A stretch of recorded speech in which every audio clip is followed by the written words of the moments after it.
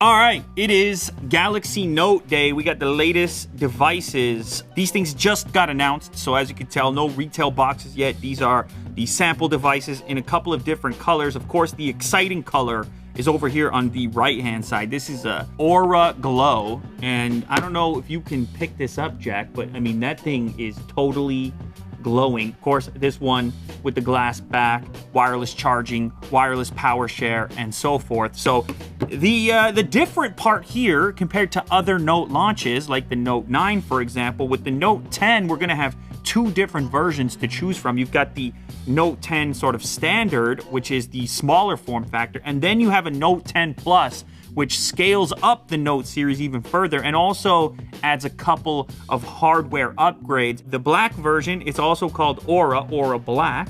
As you can see, this is sort of a more standard taste. I think, is there also going to be a white one, Will, just for sort of special retail situations or certain markets? Or white. Okay, so we don't have that one represented, but there's going to be another one as well. If you look closely, you can tell there's a slight difference between the standard Note and the bigger Note. That is this little extra camera lens here in the center. I believe that's a time of flight sensor, so that adds to the triple camera array that you see on the left hand side. This is going to give you an ultra wide, a standard, and a zoom. So the actual camera specification, 16 megapixel f2.2 ultra wide. You have 12 megapixel f1.5 and 2.4 with optical image stabilization, and you have a 12 megapixel f2.1 for the telephoto. Also, I'm noticing that the camera hump doesn't stick out too far. It's sort of in line with what you'd expect with this degree of cameras installed. Now, of course, it's the Note series, so you got the pen included on all these devices. Apparently, it's a new design. Will was telling me it's a unibody construction, so I guess it's a little more sturdy. This one is in this cool kind of chromish, bluish, purplish color going on. It's got the button on the top, as you could tell. Okay, and it does, I mean, it feels sturdy. This is what I was curious about when the rumors first started circulating that there was going to be two different form factors. I was like, that's kind of strange because the Note series is sort of made its name on being the biggest device. I mean, back in the day when the first Note series launched, people were like, that's crazy, who would ever carry that? They had to come up with crazy words like phablet. You don't hear that anymore, obviously. But now we have two, so it's a bit confusing from that standpoint on like, well, what does the Note really represent? But of course, they did the same thing that pretty much every other lineup is doing in adding this Plus model to just provide greater variation. So I think the power users are going to go for the Plus model, and then maybe the more budget conscious or people who really value single-handed portability functionality, they might go for the standard version as well. But we should talk about some of those hardware differences between the two. The battery on the little guy comes in at 3,500 milliamp hours, whereas the big one is 4,300 milliamp hours. So these are kind of the numbers you would expect for a flagship device along these lines. On this big guy, it's going to be 3840, so WQHD+. On the little guy, it's FHD+. So as you know, with these types of devices, a lot of the battery life is consumed by the display and the pixels that are being pushed. That said, you can go into the OS on these Galaxy devices, previous Galaxy devices, and pick your resolution for the various attributes you may want to select for. If you want better battery life, you could toggle back the effective resolution, and so on. This is where you're going to notice the other sort of distinctive characteristic of this device, which is what they're calling the Infinity O display. That's this hole punch at the top here. So the hole punch thing started with the previous S series devices, but they put it up to the side. It was in the top right corner, which I didn't mind. I thought, okay, this is an area where you've got some screen real estate to work with that's kind of underutilized to begin with in the top right corner. So I was like, that makes sense to put it up there. I made the argument for it at that time. That said, from a design perspective, it wasn't symmetrical. In this case, the hole punch has gotten smaller. Of course, it's a single camera cutout, as opposed to the Plus model of the S series, which was a dual front-facing camera cutout. It's a pretty aggressive screen-to-body ratio. There's a tiny little chin here, tiny little forehead, and bezel around the edges. You have the typical glass screen curvature happening on the sides. But one thing I'm liking straight away is the fact that the bezel is near identical on the sides and top, and only ever so slightly thicker on the bottom. So you don't have this effect where you're like noticing the fact that there's a chin on the device. So the devices are now both set up, and this is your first glimpse into the display. I mean, it's kind of what you expect. These are maxed out on brightness right now, and they're actually quite comparable. This one on the left is 6.8 inches, and this is 6.3. Now, having handled them to set them up, I do have to say, the little one is super comfy. So it's a bit unfortunate that you have to take a step down from a specification perspective. That said, you step up to the big guy, and there's some advantages here as well. If you're a power user and so forth, you know, you get your YouTube open. I don't know which one more people are going to opt for. Obviously, there's also the cost component. They're both going to be expensive. Not that we expected anything different. So $950 to start on the little guy and $1,100 to start on the big one. Now, to be honest, when I first started talking about these devices, the rumors and leaks started to come out, I was like, this one may break some price barriers. So somehow, even with an $1,100 starting price on a big one, I kind of think I expected it to be a little bit more, which is strange because we're just living in this $1,000 plus smartphone universe right now. Now, you can spec this one out. Presumably, the 5G version is going to be even more than that. But nonetheless, $1,100, $900. You didn't expect otherwise, obviously. Now, I should also mention, considering we're here in Canada, that's where the studio is based, I do have Canadian prices as well for these devices. You have $14.59 for the big guy and $12.59 for the little guy. Now, both of these support 25-watt fast charging, but with the bigger one, you can actually charge up to 45 watts. So it is 45-watt capable, but you will need to buy a separate charger in order to take advantage of that. They do have wireless charging as well and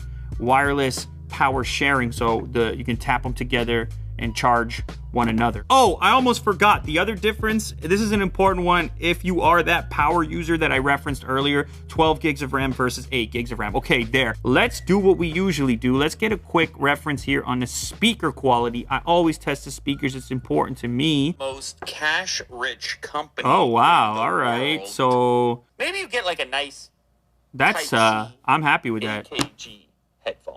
And then you don't have to cry. It's got some low end in it, which is typically what I'm looking for. It's firing from multiple locations, so up around the earpiece, and also from the bottom unit. Most of the sound, especially the bass component, out of the bottom one. You don't see a lot of them. They just never took off, really. This is what your black bars look like. But if I go ahead and zoom in, this should give you an idea of how you what it looks like when you fill the frame. I mean, it's a small hole punch. It's definitely an improvement on a notch, in my opinion. But you can get a sense for it right there. Well, fine, you have a small hole punch here, but like when it was up in the corner, it was kind of a bit more out of the way. And that's true. That's a bit of a trade-off there, particularly when you're watching fully zoomed in video. I mean, you can see against a white background, you got this little black dot right here. Where this really has its benefits is when you're in the phone as a phone and not necessarily within a video, where the symmetry just sort of makes sense to your brain, to your head. Like, as you can see, your Wi-Fi, battery life, and so forth, they're almost the exact same height as this particular hole punch. And so, I don't know, there is something pleasing about the layout, at least the idea. This one being in a more typical location in the center gives you sort of the perfect framing for a selfie. I'll go ahead, actually, now would be a good time to showcase that. Okay, so it does have a wide setting, but it's the same camera, so it's just a crop by the looks of it. HDR is on, but otherwise I think it's in its original status. Let's do what we do. There's a little glimmer in the eye. None of the highlights are not blown out. It goes beyond the actual beard hairs on that test. I mean, you could pick up the pores. I look for the detail. Now, I'll go ahead and turn off the HDR, though it's on by default. I think most people are going to use it. It's going to save you from that highlight blowout that happens frequently. You're in the sunlight and whatnot. So HDR is now off. It did not struggle either. Maybe on the tip of my nose there's a slightly more of a highlight, but I mean, that's just a nice looking front-facing camera. I mean, I didn't expect it to not be able to perform in this department, but that's a satisfying performance right there. I'm happy with that. Okay, now what about the rear camera? We should also get a sense right now for the different focal ranges that are available. So the very first, of course, this is the standard mode. Boom. This is your wide, 0.5. And this is your telephoto. Frame it up. Boom. All right, so telephoto giving you this field of view, wide, giving you tremendous field of view as expected, and then the standard one looks great. Ooh, the wide is very sharp. So to put this like in comparison, I think the last smartphone I shot, I noticed that the wide was substantially less sharp, particularly in the center of the frame when compared to the standard focal range or the default camera on the device. That's one area where I've noticed some discrepancy with these multi-camera smartphones. Contrast, saturation, white balance across the different cameras when you switch between them. But as you can tell here, these are all pretty interchangeable. Like they're performing in a similar fashion in those various departments. Of course, you have the pro mode if you want to get crazy, change ISO, change your white balance, autofocus, and whatnot. If you want to do that independently, you could dive in there. There's also a night mode baked in. All right, lights going out real quick. We are effectively pitch black, but the phone is definitely not. I'm telling you, it's pitch black in here. I mean, not to you. You can see the shadows somehow. Look at the detail. It's incredible. In video stabilization here called Super Steady. Let's do just, I don't know, let's just do a quick clip here. I'm gonna move it around. Try to screw it up a little bit. Let's get this. Oh, we lost that little figure. Let's put this lens right here. Wow. He's like a steady cam. I mean, feels pretty steady to me. Super steady. They are right. That is incredibly super steady. I mean, you would probably want to test this running about, jogging about out in public, but here in the studio, it looks pretty promising. Of course, it's also got the ultrasonic fingerprint pulled from the S series, the S lineup, and I mean, it works the same way. 3, 2, it's fast. I like the fact that they didn't go overboard with the animation. And that's another area I should say, like Samsung's come a long way in the skin department from the days of TouchWiz to the One UI. For example, you see how you do the double drag there and all of a sudden you get this advanced sort of one-handed functionality, hence the One UI. And there you have it. I mean, it's an exciting new phone. I think it's for a particular client, obviously. We know that these represent some of the most premium devices on the market, most importantly from a price perspective. And that's really the whole conversation in the smartphone game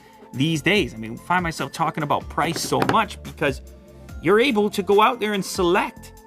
I mean, even from Samsung themselves, you could go pick an A series now and say, look, that's enough, that's good enough for me.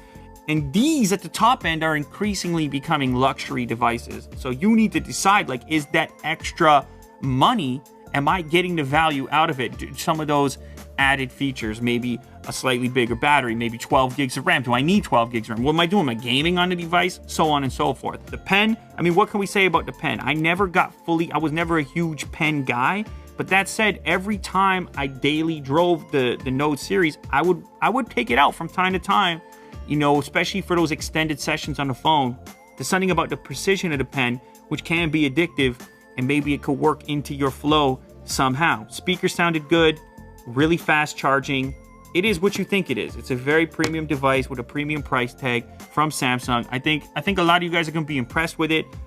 I would like to stick my SIM card in it. Unfortunately, I can't just yet because these are sort of pre-release models. I'll probably have a retail version coming very shortly. There you have it. It is the Note 10 and Note 10 Plus for the first time, 2 options in the Note series. There it is. This episode is brought to you by Dbrand. Now, you probably know Dbrand makes skins. What you may not know is that they make cases and screen protectors. The Prism Screen Protector has a unique plug-in applicator that makes it easy to line up. The Grip is a customizable phone case that allows you to change up the look of your device with any Dbrand skin. Right now you can get 20% off site-wide using the code UNBOX. Check them out at the link below.